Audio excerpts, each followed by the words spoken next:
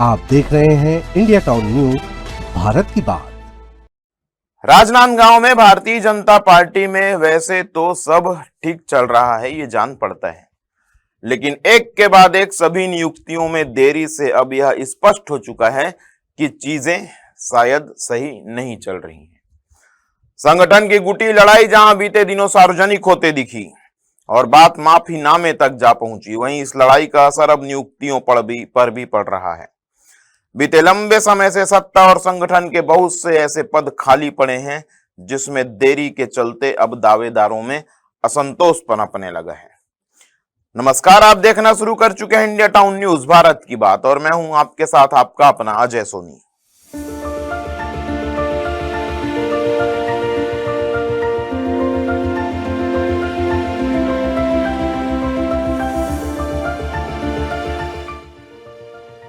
प्रदेश में भाजपा की सरकार को लगभग 2.5 साल होने आ रहे हैं, लेकिन अब तक कई पदों पर भाजपा नेताओं की नियुक्तियां ही नहीं हो पाई हैं। लेकिन राजनांदगांव एक ऐसा जिला है जहां कुछ मुख्य पदों के अलावा संगठन के पदों पर भी मामले अटके हुए हैं। जी हां, राजनांदगांव को निगम मंडलों में नियुक्ति के मामले में 2 पद जरूर मिले थे, लेकिन उसके बाद से अब तक नियुक्तियां शून्य हैं।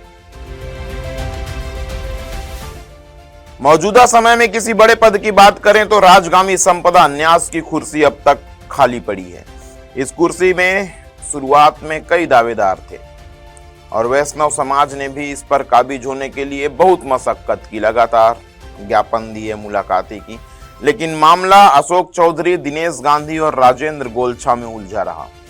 कुछ दिनों पहले यह तय भी हो गया था कि राजगामी का सिंहासन अशोक चौधरी को सौंपा जाएगा, लेकिन आखिरकार भाजपा की गुटी राजनीति ने फिर से मामले को अटका दिया।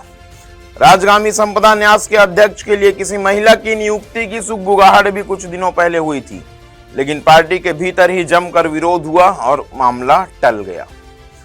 प्रदेश की भाजपा सरकार का आधा कार्यकाल खत्म हो चुका है और लगभग आधा ही बचा है। जाहिर है कि अब परफॉर्मेंस दिखाने के लिए केवल 2 साल ही शेष बचे हैं। लिहाजा राजनांदगांव में गुटी लड़ाई अब पार्टी के भीतर सिरदर्द साबित हो रहा है।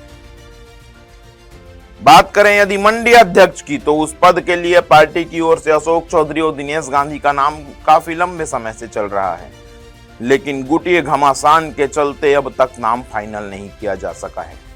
मंडी अध्यक्ष के लिए ग्रामीण के नेता लीलाधर साहू का नाम भी प्रमुखता से सामने आया है और वो भी लगातार लॉबिंग कर रहे हैं, लेकिन अब तक मामला फंसा हुआ है। सरकार के आने के बाद निगम और मंडलों की नियुक्तियों का मामला भी काफी टला था। विधानसभा चुनाव के बाद पहले लोकसभा चुनाव, फिर नगरीय निकाय चुनाव और फिर पंचायत चुनाव। इन सब के कारण निगम मंडलों के अध्यक्ष चुने जाने पर भी लगभग 2 साल का समय पार्टी ने लगाया था।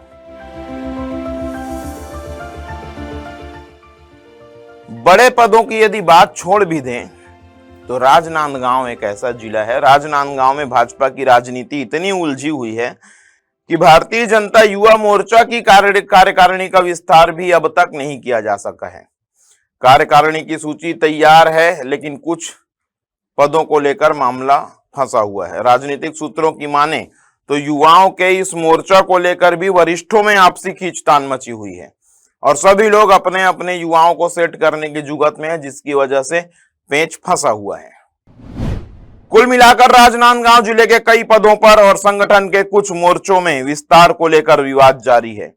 इस बीच मंडी अध्यक्ष पद को लेकर अंदरूनी हलकों में इस बात की भी चर्चा जारी है कि मौजूदा जिला अध्यक्ष कोमल सिंह राजपूत को मंडी अध्यक्ष बनाया जा सकता है और जिले की कमान किसी और को सौंपी जा सकती है, क्योंकि कोमल सिंह राजपूत पहले भी मंडी उपाध्यक्ष बतौर अपनी काबिलियत साबित कर चुके हैं।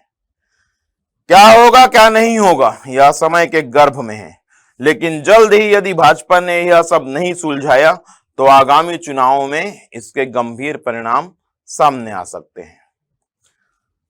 आज के इस राजनीतिक विश्लेषण में इतना ही। मिलेंगे किसी और खबर के साथ, किसी और मुद्दे के साथ। तब तक के लिए आप देश प्रदेश की बड़ी खबरों के लिए देखते रहिए इंडिया टाउन न्यूज, भारत की बात। आप देख रहे हैं इंडिया टाउन न्यूज, भारत की बात।